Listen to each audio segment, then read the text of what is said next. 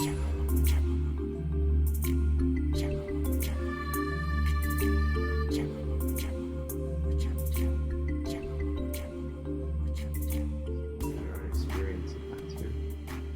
is just a sensation. What makes it pain is,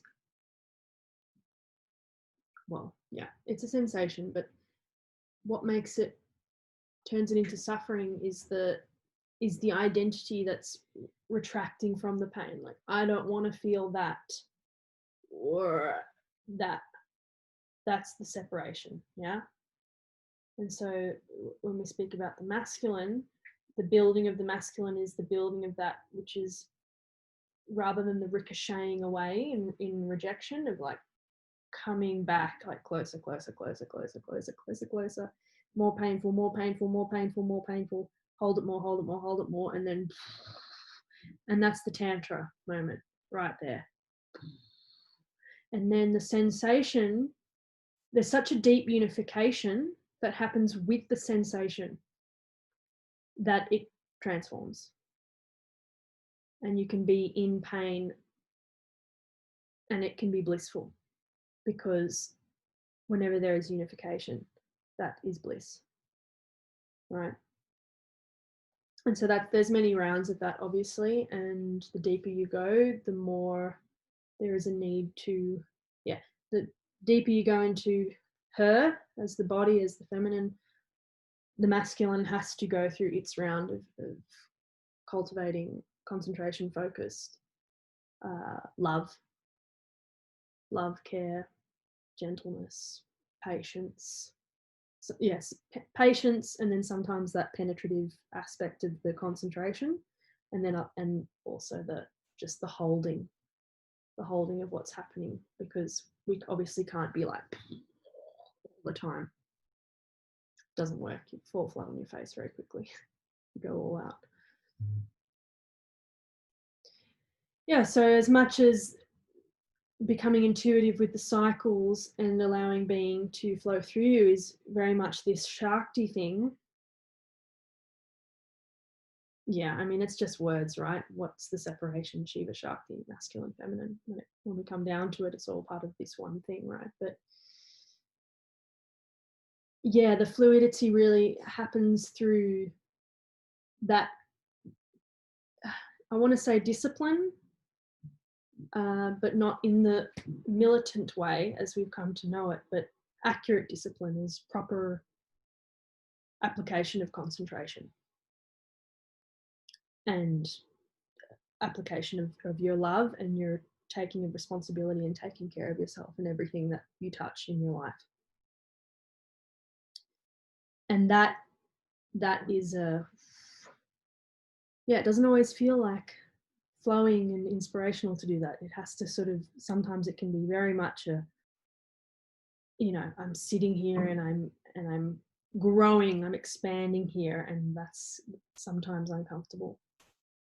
And you do that for as ever long as you need to before, and then,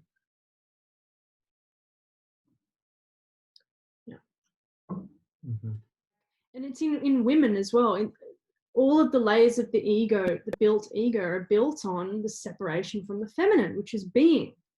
So it's natural that it's like the whole process of unfolding as truth as it pertains to the relating, which in my opinion, humbly so, is the best and most authentic way to unfold as truth, simply because it's the playing out of these universal principles through the two bodies, and the two bodies are designed, we as human beings are designed to come together in this union. So the whole process of this tantric descent is meeting deeper and deeper layers of the feminine and dissolving all of that which is in separation to it. But I speak about it in terms of how you can approach it as you as the woman, because you hold a lot in bringing the integrity of that process as the woman, because you're bringing the feedback. It doesn't mean that man is any less, because his part plays when he comes into his self, when man descends enough into his feminine to come into his manhood and birth his integrity as a man, then that that has a massive role in the opening of woman. So it's not that man's less or something. It's just that woman holds the deepest gateway to all that wisdom, and so man is always going to have to meet these layers of the rejection and the arrogance and like the wanting to avoid the feminine.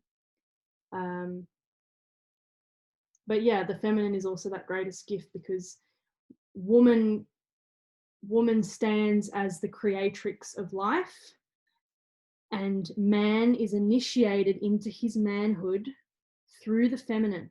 And this is something that men have a hard time with, because men, it requires, like they do. It's like, because men want to think that their manhood is something separate from women, and that their manhood exists outside of woman. But I can tell you that manhood, the power of the man is the power of the woman, because woman created the damn bodies. And so man's deepest power as a primal man, as the warrior, as the hunter, as the lover, is found through the feminine. And it's hard for man to meet, because he thinks he's a man. And then underneath that is the wounded boy. And it's extremely hard for men to get there. It's crushing. And this is where it's like the deep love of that woman can come in to hold him and rock him there as the true mother, to love him where he is the most